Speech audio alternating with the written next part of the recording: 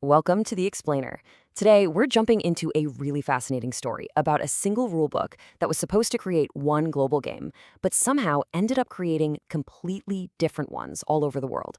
So how on earth does that happen? So let's start with that central puzzle.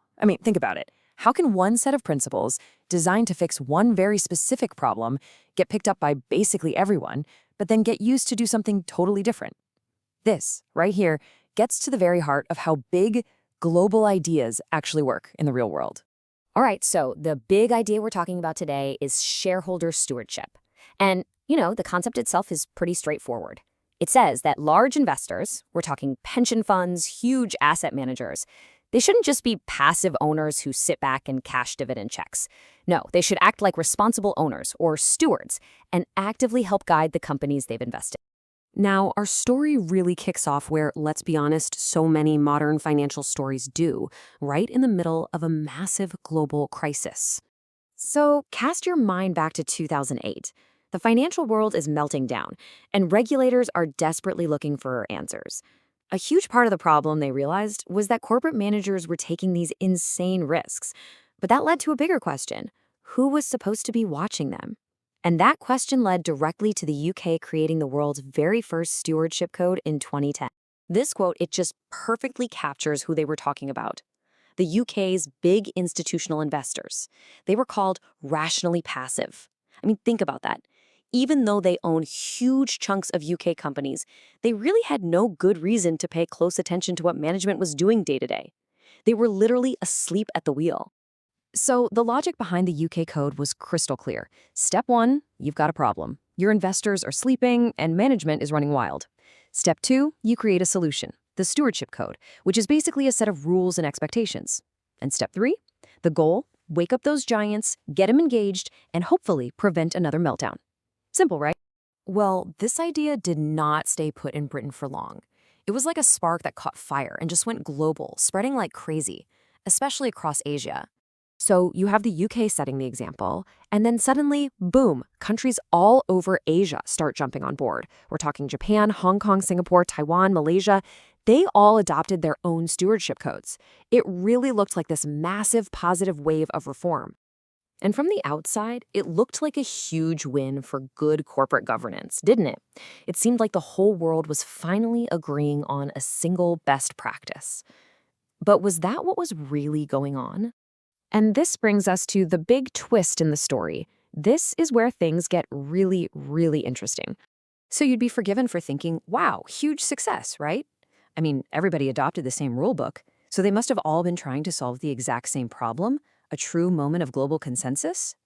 Yeah, about that. It turns out not only were they not solving the same problem, in a lot of cases, they were actually tackling the complete opposite one. And that's because the corporate landscape in Asia is just fundamentally different from what you see in the UK. And here it is. This is the absolute core difference. The UK system is like a sea of dispersed owners, where no single investor has all that much power. The challenge was getting them to act together. But in much of Asia, ownership is a pyramid. You've got a single powerful family or even the state sitting right at the top controlling everything. The problem isn't that the stewards are asleep. Oh no, they are wide awake and they're running the show for their own benefit. And there's actually a fantastic academic term for this, faux convergence. It's when it looks like everyone's agreeing on something, but underneath the surface, it's just local politics wearing a clever international disguise. The name on the box is the same, but the machine inside is doing a totally different job.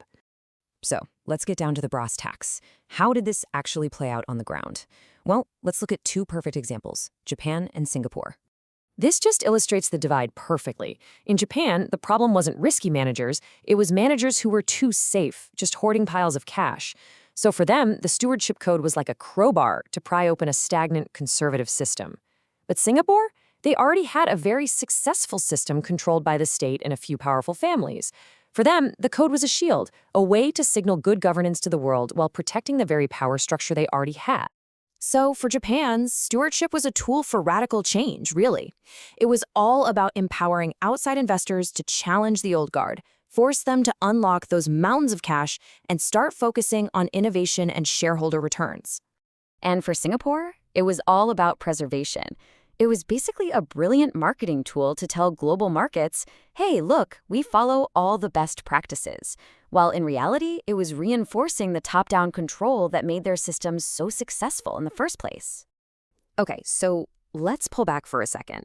What's the big lesson here? Why does any of this matter beyond the pretty specific world of corporate finance? Well, it shows that a global best practice is never some kind of magic wand you can just wave. It's a tool, and like any tool, it can be used for completely different jobs depending on whose hands it's in. It just becomes this convenient vehicle for achieving purely local goals. And that right there is the crucial lesson. The label is global, but the function is always local. We see these kinds of global standards everywhere, right? In finance, in environmental policy, in tech. So it's absolutely essential to always look past that shiny global label and ask the real question. What is this thing really doing here? What local purpose is it actually serving? Which leaves us with this final thought.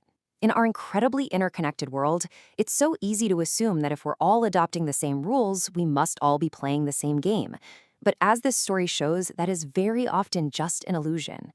So maybe the most important question we can ask is not what a global idea is called, but how it's actually being put to use on the ground.